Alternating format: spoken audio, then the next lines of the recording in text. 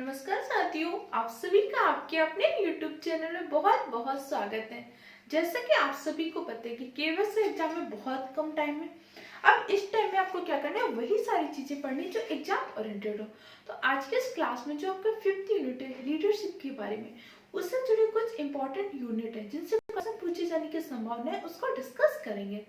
इसके अलावा आप सबकी केवीएस के लिए ईवीएस सेक्शन की क्लासेस चल रही, अंडरस्टैंडिंग द लर्नर यूनिट हम कंप्लीट कर चुके हैं और आपकी जो मैनेजमेंट वाले टॉपिक इसके बहुत सारे यूनिट हम कंप्लीट कर चुके हैं। कुछ पार्ट है जिसको हम आज डिस्कस कर लेंगे। इसके लिए आपके एजुकेशन पॉलिसीज रहेगी, उनको हम डिस्कस कर लेंगे। ओके, तो अपनी क्लास को स्टार्ट करते हैं एक मोटिवेशनल कोट के साथ। आंखों में अरमान लिया, मंजिल को अपना मान लिया, मुश्किल क्या आसान क्या, जब ठान लिया तो ठान लिया, हर हाल में सफल होना है और अपना अपने माँ बाप का सपना पूरा करके दिखाना है। तो आज के हमारा जो पहला टॉपिक है एनुअल कैलेंडर। एनुअल कैलेंडर को जिसको हम स्कूल कैलेंडर भी बोलते हैं, एकेडमिक कैलेंडर भी बोलते हैं, होता क्या है। तो एनुअल कैलेंडर हम क्या करते हैं, विद्यालय के आगामी वर्ष के लिए पहले बनाते हैं। तो विद्यालय के आगामी वर्ष की पूर्व योजना, जिसमें शैक्षिक और सह-शैक्षिक दोनों बच्चे शामिल होते हैं।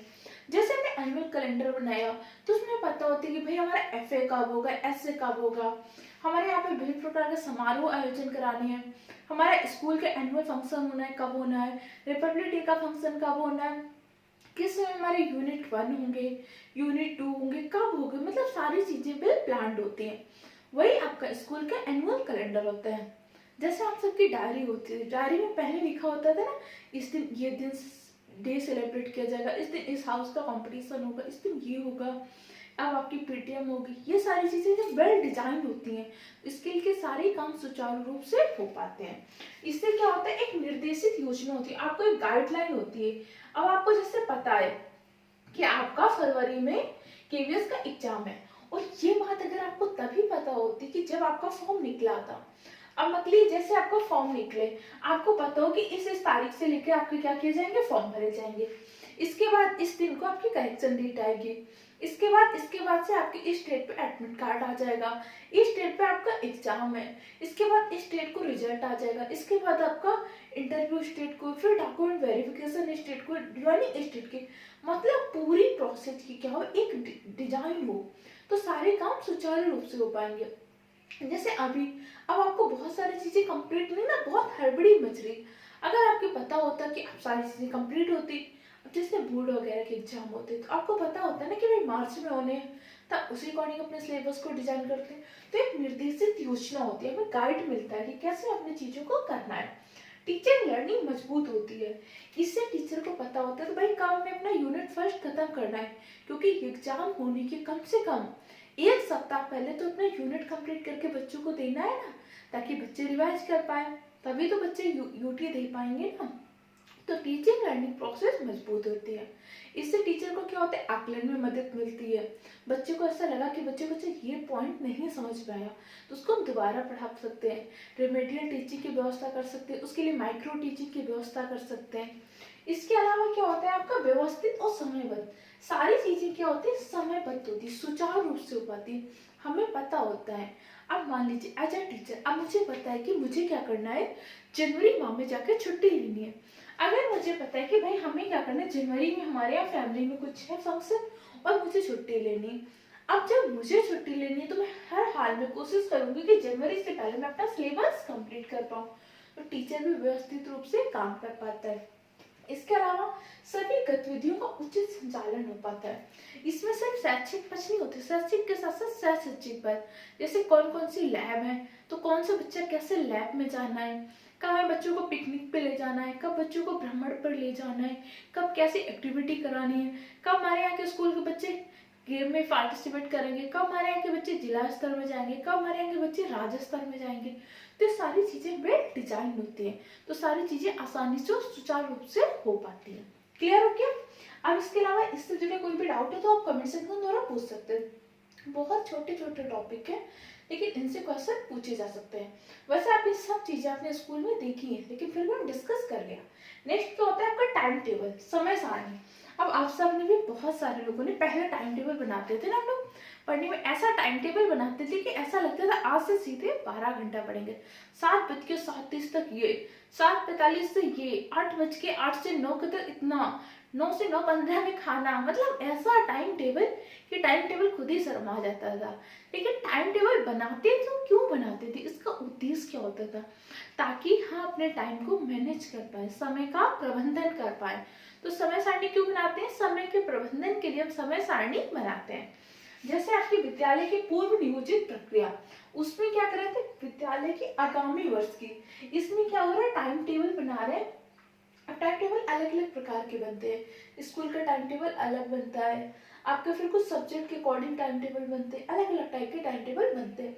लेकिन आज आप क्लास में गए, जैसे आज मैं सुबह स्कूल गई तो मुझे पता है कि भाई 8th क्लास में जाके मुझे साइंस की क्लास लेनी है। इस क्लास में जाके बच्चों को मुझे लैब में लेकर जाना है, इन बच्चों के साथ मुझे आज क्या करना है? एक्टिविटी करानी है।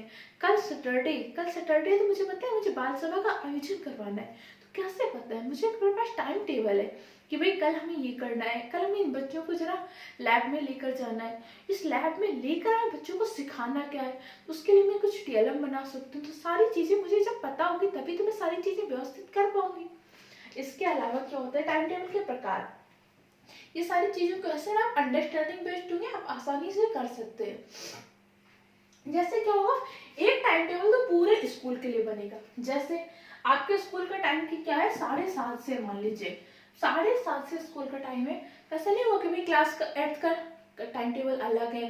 क्लास 8th का टाइम जो है 8 बजे से स्टार्ट हो रहा है, पीजी वाले बच्चे इतने बजे से। पूरे स्कूल का टाइम सेम रहेगा। पीजी जो प्री प्राइमरी होते हैं उनमें थोड़ा सा टाइम का स्लॉट अलग रहता है। बाकी पूरे स्कूल का टाइम एक टाइम रहेगा और छुट्टी भी एक ही टाइम पे होगी, और सारे क्लासेस का लंच एक टाइम पे होगा। लेकिन इसमें प्री प्राइमरी में थोड़ा सा अलग होता है। जैसे प्री प्राइमरी में क्या होता है? 2 बार लंच होता है। एक उनको ब्रेकफास्ट का लंच दिया जाता है, जैसे आपकी बालवाड़ी होती है, बाल वाटिका होती है, इन सब में क्या होता है? उनको ब्रेकफास्ट के लिए लंच का टाइम अलग देते हैं कि भाई बच्चा 2 बार में अपना लंच फिनिश कर ले। वो एक रोटी लाते हैं छोटी सी, उसको भी 2 बार में खाते हैं, तो उनके लिए भाई 2 बार लंच की व्यवस्था। बाकी पूरे स्कूल के लिए क्या करते हैं? एक टाइम पे लंच। अब ऐसा तो नहीं है क्लास 6 के बच्चे बाहर घूम रहे हैं, बोले भाई आप लोग बाहर क्यों घूम रहे हैं? बोले भाई मेरा तो लंच चल रहा है। अरे आप जा रहे 9th के बच्चों को पढ़ाने के लिए, कह रहे मैम मेरा तो लंच चल रहा है। ऐसा नहीं होता ना। तो एक टाइम टेबल होते हैं पूरे स्कूल के लिए, और दूसरा टाइम टेबल कैसा होता है? क्लास के अकॉर्डिंग। अब क्लास के अकॉर्डिंग अब आपके 9th क्लास के बच्चों के लिए अगर आप कह देंगे 20 मिनट का, सिर्फ आपका एक पीरियड 20 मिनट का होगा, समझिए वहां का सिलेबस आप कंप्लीट करा पाएंगे। और आप मान लीजिए कह दिए कि भाई 45 मिनट का पीरियड क्या होगा? पीजी से लेकर सारे बच्चों को होगा। 45 मिनट पीजी वाले बच्चे एक टीचर को झेल पाएंगे, उत्पात मचा के रख देंगे। तो हमें टाइम क्लास के अकॉर्डिंग भी अपने टाइम टेबल को चेंज करना होता है। फिर हमें सब्जेक्ट के अकॉर्डिंग भी चेंज करना होता है। जो हमारी आर्ट एंड क्राफ्ट की क्लास है, अब आर्ट एंड क्राफ्ट की क्लास को 45 मिनट जरूरी नहीं दी, हमारे पास टाइम नहीं है तो उसको हम कम कर सकते हैं। म्यूजिक की क्लास में हम कम कर सकते हैं। तो हमारा टाइम कैसा है, हमारा सब्जेक्ट कैसा है, इसके अकॉर्डिंग भी टाइम टेबल डिजाइन करते हैं। क्लियर? नेक्स्ट होता है शैक्षिक और सहशैक्षिक दोनों गतिविधियों को शामिल करना। अगर हम इसका टाइम टेबल नहीं बनाएंगे कि पता चले आज 9th क्लास भी रेडी है मैम हम तो साइंस लैब चलेंगे, 6th क्लास भी रेडी है मैडम हम भी साइंस लैब चलेंगे, सब बच्चे एक साथ आकर साइंस लैब में, और साइंस लैब में मचा डाला उन्होंने तूफान। तो डिसाइड होता है, यहाँ तक कि डिसाइड होता है कि भाई आज 8th ए के बच्चे जाएंगे तो आज 8th बी के बच्चे टाइम टेबल के अकॉर्डिंग लैब में जाएंगे। कौन सा बच्चा कौन सी लैब में जा रहा है, कौन बच्चा केमिस्ट्री लैब में जाएगा तो कौन सा बच्चा बायो लैब में जाएगा, कौन सा बच्चा आपकी हिंदी ग्रामर की क्लास आज करेगा तो कौन सा बच्चा आपके डिफरेंट टाइप की स्कूल में जो स्पोर्ट्स एक्टिविटी उसमें जाएगा। तो सारी चीजें वेल डिजाइन होती है किसके द्वारा? टाइम टेबल के अकॉर्डिंग। एनुअल कैलेंडर में क्या होता है? पूरे विद्यालय की एक वर्ष की पूर्व योजना होती है, आगामी वर्ष की योजना निर्धारित करते हैं। टाइम टेबल में हम समय का प्रबंधन कैसे कर सकें, तो टाइम टेबल बनाते कहते हैं स्कूल के अकॉर्डिंग अलग होता है, क्लास के अकॉर्डिंग अलग होता है, इसके अलावा लैब शैक्षिक गतिविधियों का अलग होता है, सह शैक्षिक गतिविधियों का अलग, ताकि हम स्कूल में जो भी टाइम हो उसका अच्छे से यूटिलाइज कर सकें। क्लियर? समझ में आ रहा है कि नहीं आ रहा है आप सबको? अच्छा, आप सब अगर चैनल में नए हैं तो चैनल को सब्सक्राइब कर लीजिएगा। ओके, इसके अलावा देखिए आप सबकी ईवीएस की क्लासेस चले, उन सारी क्लासेस को जरूर देखिएगा। वो सारी क्लासेस मैंने ऑफलाइन में समझिए 30 से 40 घंटे में कंप्लीट किया है। वो आप सबके लिए नोट्स बनाए गए, मैं सारी क्लासेस ले रही हूँ, उन सारी क्लासेस को रट कर जाइएगा। उन क्लासेस में मैं ईवीएस के साथ साथ आपके जीएस फैक्टर को भी कवर किया है ताकि आप आसानी से अच्छे नंबर स्कोर कर पाए। पेडागोजी सेगमेंट, आपका EVS segment, GS segment, Hindi, ये सारे, और इसके अलावा इंग्लिश, बहुत कम टाइम में आप अच्छे नंबर को स्कोर कर सकते हैं। रीजनिंग की भी थोड़ी बहुत प्रैक्टिस कर लीजिए। कंप्यूटर पे ज़्यादा ध्यान न दीजिए क्योंकि कंप्यूटर का लेवल बहुत टफ नहीं होता, आसानी से 2 से 3 नंबर स्कोर कर पाएंगे।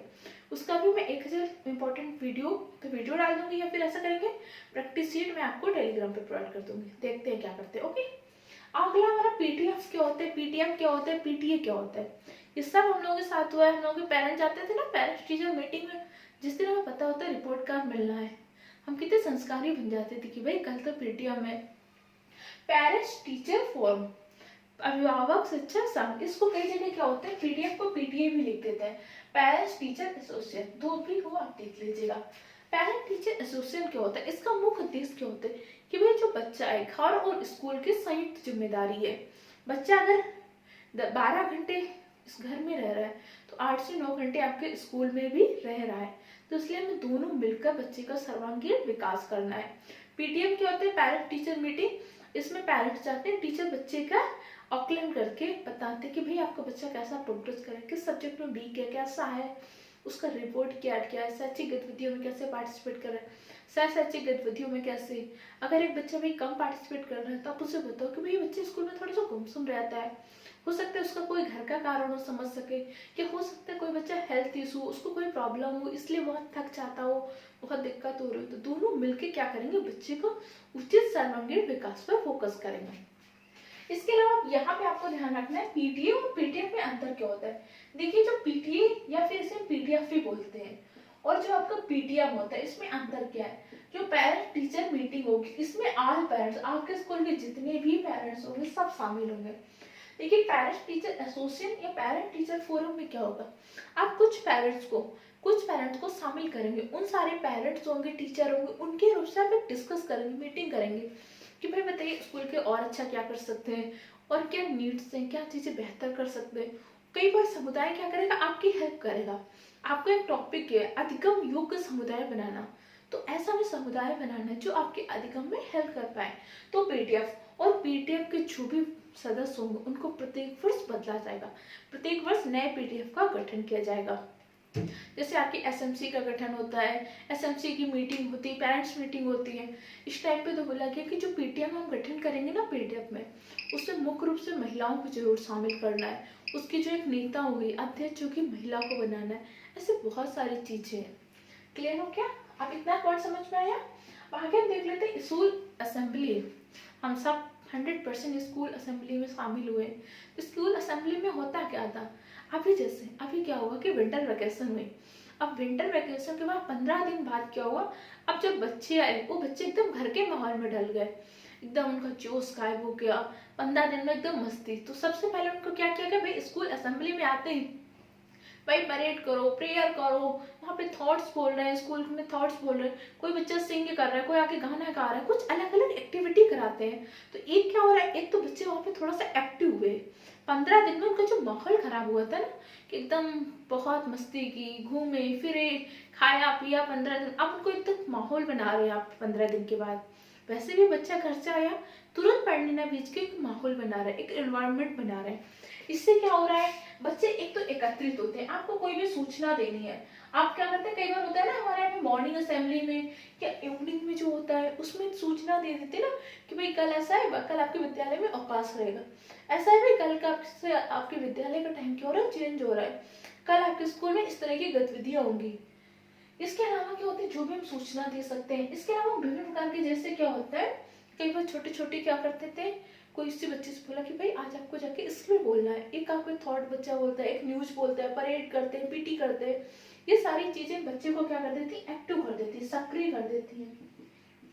इसके अलावा मोरल वैल्यू, बच्चों को आप एक बार मोरल स्टोरी कई बार बता देती हैं, कुछ ऐसी चीजें जिसके मन में क्या होता है, नैतिक शिक्षा का विकास होता है। अनुशासन, बच्चा जब रोज टाइम पे असेंबली में आता है, असेंबली को लाइन लगा के अपनी क्लास में जा रहा होता है, बीच में टीचर लगे हुए, हर टीचर जो अपना टाइम वेस्ट करते हैं ना, good morning ma'am, good morning sir, तो क्या हो रहा है, एक मोरल वैल्यू के साथ अनुशासन का भी विकास हो रहा है कि भाई हमें तो लाइन में ही जाना है और अपनी क्लास में शांति से जाना है, भगदड़ मचाकर नहीं जाना। अगला क्या होता है, बच्चों में कॉन्फिडेंस आता है। जब वो छोटे छोटे हम लोग जब थॉट्स बोलते थे ना, न्यूज बोलते थे, गुड मॉर्निंग आज का सुविचार ये है, सुप्रभात आज का सुविचार है, ऐसे बहुत सारी चीजें करते थे ना, तो कॉन्फिडेंस आता था कि नहीं हम बोल सकते हैं।